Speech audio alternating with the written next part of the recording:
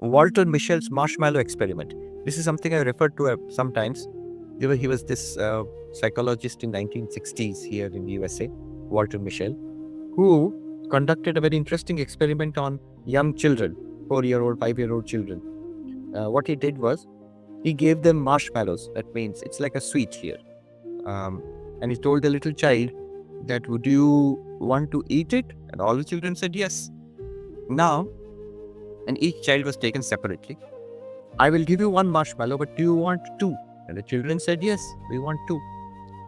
Then you keep this marshmallow. I am going out for some work. I will come back in a few minutes. If you don't eat it, it is in front of you. If you don't eat it, I will give you one more. Then you'll have two. You can eat two then.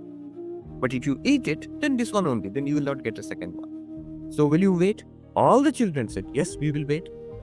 Then the psychologist leaves the room. By the way, the original experiment of Walter Mischel you cannot see, but Philip Zimbardo, who is a very well-known psychologist whose textbooks are studied in psychology classes everywhere, he repeated this experiment. And that experiment you can see on YouTube. If you Google Marshmallow Experiment, it's recorded.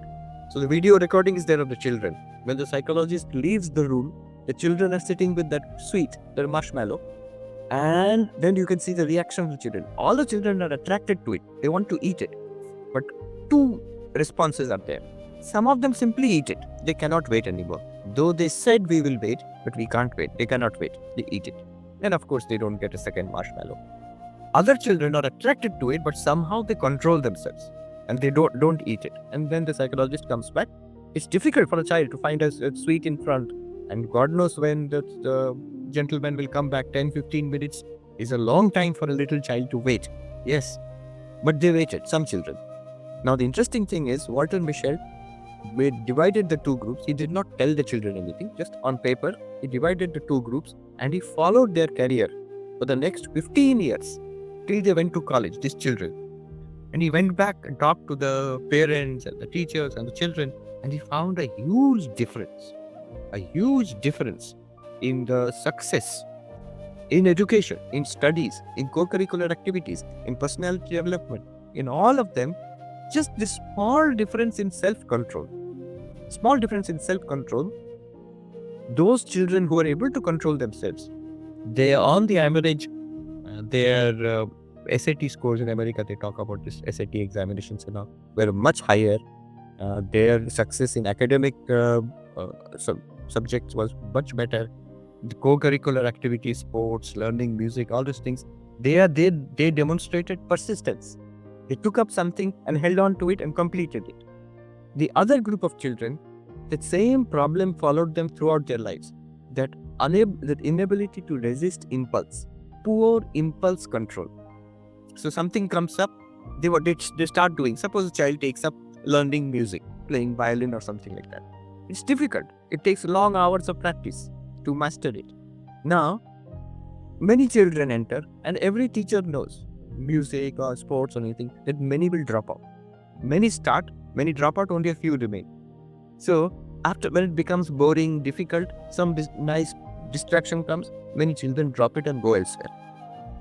So, the difference between success and failure in academic life was clearly shown as a matter of self-control.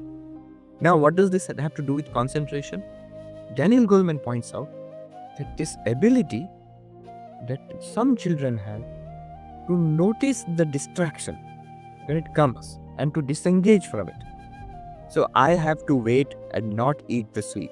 The sweet is in front of me and attracting me. Notice that and not engage with it, disengage with it.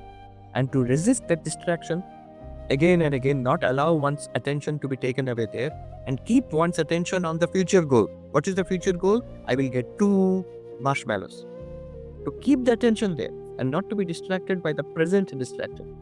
What our modern social media does is that it offers continuous distraction. And our attention is pulled into it, just like the little child who takes up the marshmallow and eats it. Though he or she had agreed, I will not eat it.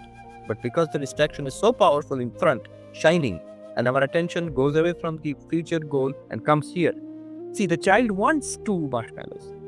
The child wants to complete learning violin. The child wants to complete the assignment. But at present, this is so attractive. that marshmallow, or the phone call is coming from my friend, or some chat is coming, or some Facebook post is there. It is so attractive and immediate, our attention goes there. Studies have shown once your attention is diverted, for even once, you're doing something seriously, your assignment or your office work, if you divert your attention, it may be just for a few seconds. An amazing and rather horrifying thing that has been shown by studies is that it takes on the average 20 minutes to get back full concentration again. What a huge price to pay for just looking at the phone once. 20 minutes, your concentration will be less. You cannot fully focus again. It may take up to 20 minutes, of course, to get your concentration back again. Recently, I was reading this interesting work done by Cal Newport. He talks about something called deep work. The success in this, he says, in this internet age is that quality is the predictor of success. So on YouTube, for example, you will see that one song gets millions of views and the others get only a few thousand maybe. One lecture gets hundreds of thousands of views. Other one gets maybe 1,000 views. Now, is your song 1,000 times better than the other songs? Is your lecture 1,000 times better than the other lecture? It cannot be. But then how is it that everybody is getting very little and only one person is getting so many views? The reason is this, the psychology of this modern internet age is, if you are offered one high quality product and many average or low quality products, everybody will select that high quality product. Mostly 99% will go there. Earlier, what happened when the information was not so widely available and freely available and equally available across the world, we would select whatever was available. I would go to my bookshop and select whatever book selection what was given by my local bookshop. Whereas now Amazon is there, you can select whatever is available, and if New York Times recommends this is the bestseller, everybody wants to read that bestseller only, and not the second best, third best. So what has happened, fortunately or unfortunately, in this new world is, if your work is even a little better than others, you will grab the whole market. Everybody will go to you. It may not be 1,000 times better. So to make yourself a little better than everybody else, it requires the power of concentration.